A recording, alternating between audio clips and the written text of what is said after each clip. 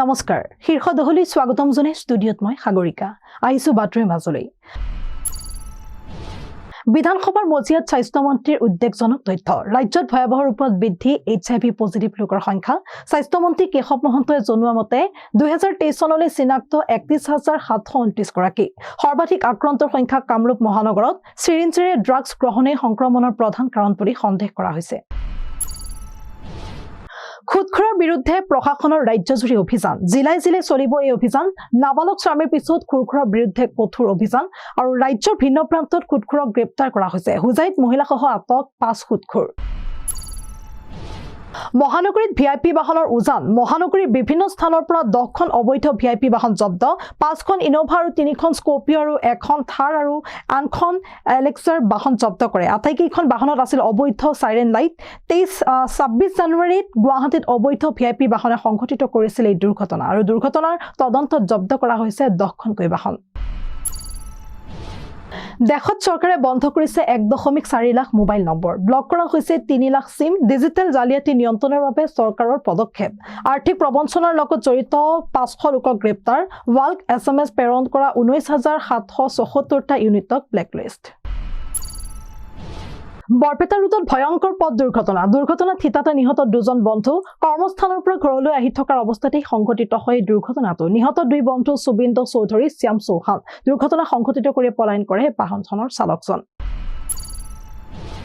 বাতৰি পৰৱৰ্তী অংশলৈ যোৱাৰ আগতে ল'ব বিচাৰিছো সমূহ বাণিজ্যিক বিৰতি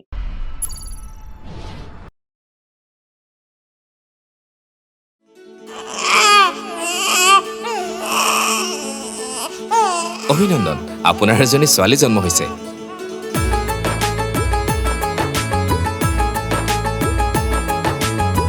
লাহি পাহি এজনী পৰি আহিলে ঘৰখন উজলি বেটি বাঁচাও বেটি পঢ়াও বেটি বাঁচাও বেটি পঢ়াও বেটি বাঁচাও বেটি পঢ়াও বিৰতিৰ পিছত পুনৰ উভতি আহিছো বাতৰিৰ মাজলৈ সোণাৰীত চাঞ্চল্যকৰ ঘটনা ৰহস্যজনক অৱস্থাত উদ্ধাৰ মৃতদেহ পথৰ কাষৰ দলাত উদ্ধাৰ পিংকু চৌধুৰী নামৰ যুৱকজনৰ মৃতদেহ এয়া হত্যাকাণ্ড নে আন কিবা সেয়া এতিয়াও ৰহস্যৰ আৱৰ্তত যুৱকজনৰ মৃত্যুৰ সন্দৰ্ভত তদন্ত অব্যাহত ৰাখিছে সোণাৰী আৰক্ষীয়ে দেশৰ জনপ্ৰিয় মুখ্যমন্ত্ৰীৰ তালিকাত স্থান লাভ মুখ্যমন্ত্ৰী হিমন্ত বিশ্ব শৰ্মাৰ দেশৰ জনপ্ৰিয় মুখ্যমন্ত্ৰীৰ তালিকাত স্থান লাভ কৰিছে মুখ্যমন্ত্ৰী হিমন্ত বিশ্ব শৰ্মাই এই তথ্য প্ৰকাশ পাইছে ইণ্ডিয়া টুডেৰ সমীক্ষাত তালিকাখনত প্ৰথম স্থানত আছে উৰিষ্যাৰ মুখ্যমন্ত্ৰী নবীন পাটনায়ক দ্বিতীয় স্থান লাভ কৰিছে উত্তৰ প্ৰদেশৰ মুখ্যমন্ত্ৰী যোগী আদিত্যনাথে ইণ্ডিয়া টুডেৰ সমীক্ষাটো 10জন মুখ্যমন্ত্ৰীক লৈ চলাইছিল আৰু এই সমীক্ষাটোত মুখ্যমন্ত্ৰীয়ে 48.6% লাভ কৰিছে সমৰ্থন জাগিৰোডৰ শিলচাঙত নিশা উত্তপ্ত পৰিস্থিতি গোধন কঢ়িওৱা বাহনত অগ্নি সংযোগ বাহনখনত আছিল 20টাকৈ গোধন উত্তেজিত ৰাইজে জ্বলাই দিয়ে গোধন কঢ়িওৱা বাহনখন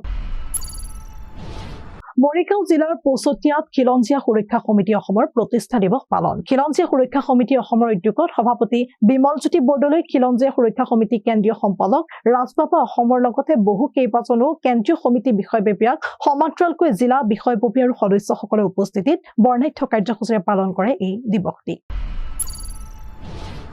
মহানগৰীৰ লালগণেশৰ পৰা সন্ধানহীন এজন 14 বছৰীয়া কিশোৰ সন্ধানহীন কিশোৰজনৰ নাম বিজয় দাস বুলি জানিব পৰা গৈছে 8 ফেব্ৰুৱাৰীৰ পৰা সন্ধানহীন হৈ আছে বিজয় দাস কোনো সদাশয় লোকে যদি সন্ধান পায় তেনেহলে 8486781252 নম্বৰত খবৰ দিবলৈ অনুৰোধ জনাই পৰিয়ালৰ লোকে